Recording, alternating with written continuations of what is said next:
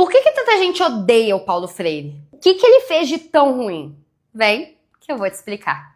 O Paulo Freire nasceu em Recife em 1921 e ele foi um educador. Basicamente, pessoal, o maior feito da vida dele foi que ele desenvolveu um método de alfabetização para adultos. Com o método Paulo Freire, em apenas 40 horas de aula, um adulto conseguia aprender a ler e escrever do zero, usando palavras que faziam parte do dia a dia, do cotidiano dele. Então, basicamente, ele criou um método para ensinar gente mais velha que não conseguiu estudar quando era jovem a ler e a escrever. Ok, mas qual que é o problema disso? Política. Porque, pessoal, durante quase toda a história do Brasil, as pessoas pobres não tinham direitos políticos, elas não podiam participar da política. O Dom Pedro I e o Dom Pedro II colocaram na Constituição do Brasil que só pessoas ricas, pessoas que tivessem uma alta renda, poderiam votar. Mas depois que o Brasil virou uma república, ficou muito feio colocar isso na Constituição. Mas os governantes não queriam que os pobres participassem da política, principalmente depois que a escravidão no Brasil acabou. Eles queriam que aqueles ex-escravos tivessem direitos políticos, que eles pudessem votar. É óbvio que não. Só que ficava feio colocar na Constituição que pobre não podia votar. Então o que eles colocaram no lugar?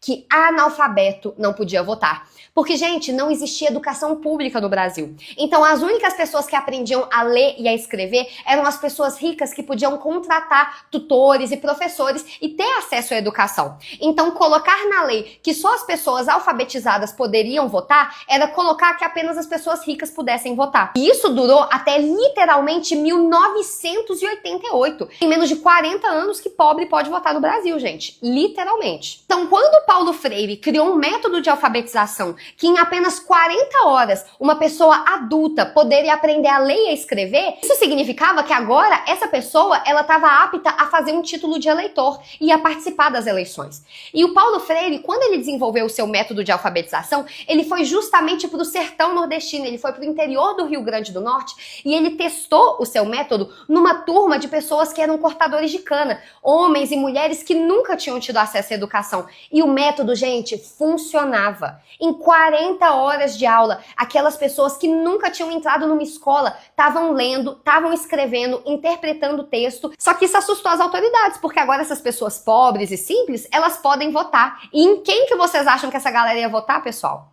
Olha essa foto aqui, pessoal. Essa foto é da aula inaugural do professor Paulo Freire, quando ele apresentou o método dele para o governo brasileiro e provou que o método de alfabetização dele funcionava. Sabe quem que é esse homem que está atrás do Paulo Freire? É um militar chamado General Castelo Branco, que foi literalmente o primeiro presidente da ditadura militar do Brasil. Inclusive, pessoal, o Castelo Branco, ele não só esteve presente na aula do Paulo Freire, como depois da aula, ele chegou pro professor e falou: antes eu achava que você era subversivo, agora eu tenho certeza. Quando começou a ditadura militar, o Paulo Freire foi preso e ele ensinou os guardas da cadeia dele a ler e a escrever. Ele acabou sendo solto e teve que fugir do Brasil pela segurança dele. E nesses anos que o Paulo Freire viveu fora do Brasil, ele viveu na Suíça, nos Estados Unidos, no Chile, na Bolívia. Ele escreveu vários livros e ajudou a reestruturar a educação do Chile. Ele é tido como um herói nesses países. A Universidade de Harvard, que é a maior universidade do mundo nos Estados Unidos, tem disciplinas que estudam o Paulo Freire. O Paulo Freire é um herói mundial, menos no Brasil. Menos do país dele. Todos esses países, os suíços estudam o método Paulo Freire. Os professores italianos têm aula de Paulo Freire. Mas no Brasil, ele foi perseguido e foi julgado como se ele fosse um grande destruidor da sociedade, literalmente porque ele ensinava gente pobre a ler e a escrever. Só que o problema era que para os pobres, saber ler e escrever era uma ferramenta de transformação, porque agora eles podem participar da política. E política traz transformação. Só que a transformação assusta quem? Assusta quem tá no alto e tem medo de que quem tá embaixo suba e tome o seu lugar. Esse era o grande crime do Paulo Freire, ser um bom professor.